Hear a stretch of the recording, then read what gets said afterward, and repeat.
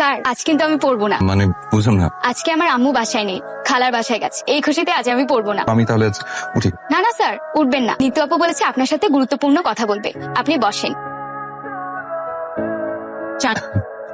কেয়া বললো আপনি আমার সাথে কি নাকি গুরুত্বপূর্ণ কথা বলবেন, আমি তো শুনে অবাক হলাম। আচ্ছা আমি দেখতে কেমন? আপনি দেখতে ইলিশ মাছের মতো সুন্দর। আচ্ছা আপনি কি আমাকে পছন্দ করেন? মানে বুঝলাম না। তো মানে করবেন না। পুরুষ মানুষের মতো কথা বলেন। আমি গত 6 মাস লক্ষ্য করেছি আপনি আমাকে লুকিয়ে লুকিয়ে দেখেন। শুনুন, মেয়েরা ছেলেদের চোখের ভাষা বোঝে। আপনি আমাকে পছন্দ করেন? জি পছন্দ করি। ভালোবাসেন আমাকে? বাসি। তাহলে এতদিন বলেননি কেন? ভয়। আপনাকে যেদিন আমি প্রথম দেখেছি ওদিন আমার ভালো লেগেছে। আমি সিদ্ধান্ত নিয়েছি আমি আপনাকে ছাড়বো না। ছাড়বেন মানে? আমার এই জীবনে আপনাকে লাগবে। চাচা আমার বিয়ে ঠিক করেছে। তো আমার কাজিনের সাথে, ও আমেরিকাতে থাকে। চাচাকে সিরিয়াস জানিয়ে দিয়েছি আমি এখন বিয়ে করতে পারবো। চাচা বলেছে জোর করে হলো নাকি আমার বিয়ে দিবে। মগের মূল্য নাকি? আরে আমি বেঁচে থাকতে তুমি অন্য কারো হতে পারবে না। এই জন্য তো আমি বাসা ছেড়ে চলে এসেছি। শোনো, আমরা এখন কাজী অফিসে যাবো, তারপর আমার বিয়ে করবো। বিয়ে করলে আজকে আমার করতে হবে, কারণ আমার কাজিন আজকে দেশে চলে আসবে, পরে কিন্তু পালানোর সুযোগ পাবো। আচ্ছা, তুমি আমাকে বিয়ে করতে চাও না তাই না? ঠিক আছে, আমি বিয়ে করবো। আসো।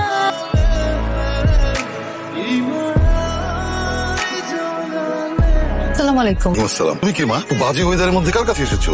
আমার নাম নিতু, আমি রাহুলের স্ত্রী। আমরা আজ বিকেলে বিয়ে করেছি। দেখো মা, তুমি বোধহয় ভুল করছো। এখানে রাহুল নামে কেউ থাকে না। না আঙ্কেল, রাহুল এতক্ষণ আমার সাথেই ছিল। ও আমাকে গেটের কাছে রেখে দৌড়ে পালিয়ে গেল। দেখো মেয়ে, আমি তোমার সাথে তর্ক করতে চাচ্ছি না। আমি যেটা বলেছি সেটাই ঠিক। যাও। আঙ্কেল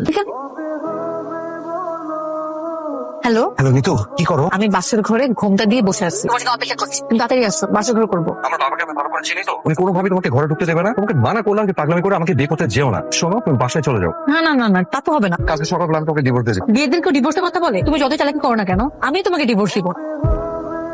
ধরো, এখানে 5 প্যাকেট বিরিয়ানি আছে। তুমি কি ছেলের খোঁজ নিতে গিয়েছিলে নাকি বিরিয়ানি কিনতে গিয়েছিলে? বিরিয়ানি কিনতে গিয়েছিলাম। জানো না, আমার মনে আনন্দ হলে প্রচুর বিরিয়ানি খেতে ইচ্ছে করে। তো রাত হয়ে গেল, ছেলেটা বাসায় ফেরেনি, আর তুমি আনন্দ ফুর্তির আয়োজন করছো। এত আনন্দ তোমার মনে আসে কোথা থেকে? প্রশ্নের উত্তর আমি পরে দেবো।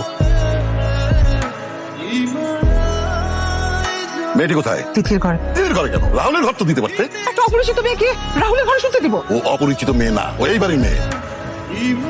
এই বাড়ির মেয়ে মানে কি? এই বাড়ির মেয়ে মানে এই বাড়ির মেয়ে, ও আমার মেয়ে। ও তোমার মেয়ে? হ্যাঁ।